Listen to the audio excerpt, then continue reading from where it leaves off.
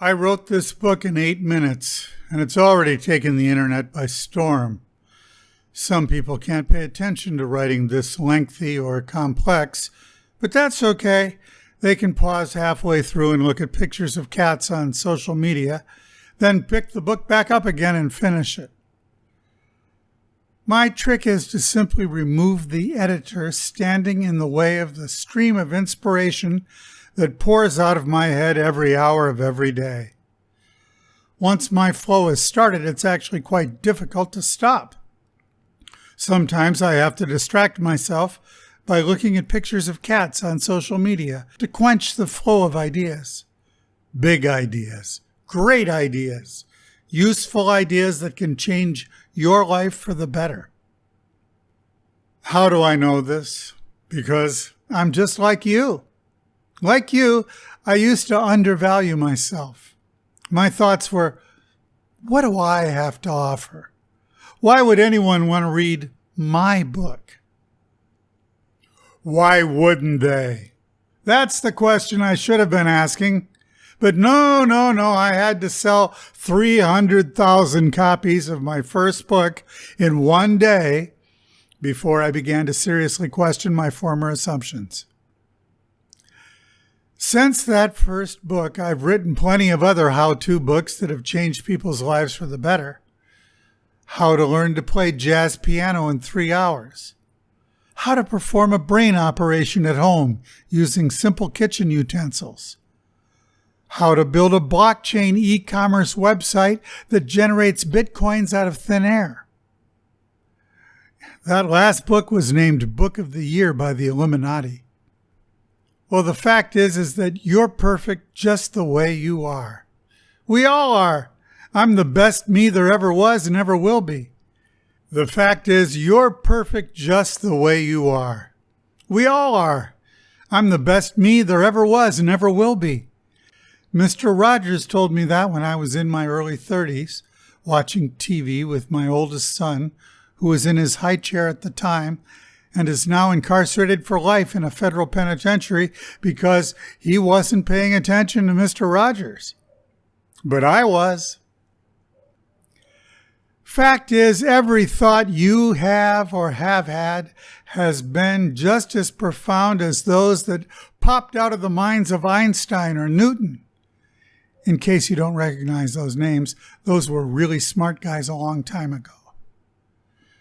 Your thoughts are true, wise, and sufficient for the times in which you live. Sure, maybe you never were good at math, but who is? Who uses even the simplest mathematical tools nowadays? Nobody, that's who. Machines do that kind of work for us now.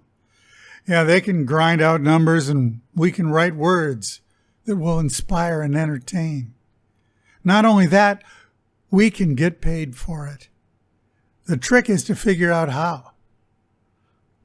As most online content creators have realized, just because you've posted something on a web page or written an ebook which is listed on some virtual bookstore doesn't guarantee that cash will be rolling in anytime soon. Maybe never. So there's more work to be done. Since you're not yet making money, nobody who could help you sell your content smells money when they're in your virtual presence. So you're going to have to start the next ball rolling by yourself. Once that ball has gained velocity and momentum, big words borrowed from physics used by Einstein and Newton, others will come to your aid. All the commonly used solutions to publicize your writing will not be worth the effort. No, you're going to have to pull a publicity stunt. Demand to be noticed. If you're shy, get over it. People need to read your book. Just writing it was a public service. Don't worry that it's too short. Nobody reads whole books anyway. They'll be happy if they get through the first 20 pages. So writing a book that's 60 pages long is a waste of electrons.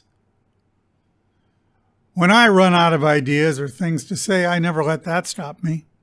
I just keep right on typing. If I've really hit a dry patch, I simply copy what I've already written and paste it. so the book will seem longer. Again, few readers are going to venture far enough to notice. I can also pad the front of the book by inserting quotes from famous people. Well, that'll make the book seem even longer and make me seem even smarter. You can copy hundreds of quotes from sites on the internet. You can also use large type and even triple space if that seems appropriate. College students writing essays of mandatory minimum length have used that trick for years. In a way, simply copying and pasting repeatedly until the book has reached a minimum length is a more generous act than repeating yourself using different words. Many authors engage in that one, and even though it gives the appearance of communication, it's actually a con game, a fraud, a waste of time. In this case, since I'm a writer and have a lot of writing that has never yet seen the light of day stored as files on my computer, I'll simply flesh this book out with that extra writing until this book reaches a reasonable length. Then I'll add a conclusion where I'll pretend to wrap things up. The hope you learned something moment. The place where I ask you to recommend this book to your friends. Yes, you could be doing this too, because I'm sure you're full of opinions and half-baked ideas just like anybody else. All you need to do is put them down, either by typing or utilizing speech to text. Heck, you don't even have to be literate to be a writer today. So in conclusion, don't try to be better than you are. You're fine already. In fact, you're perfect. Just stop apologizing and wincing. The world doesn't need any more of that. Hold your head up high, suck in your stomach, puff out your chest, and show the world what you're made of.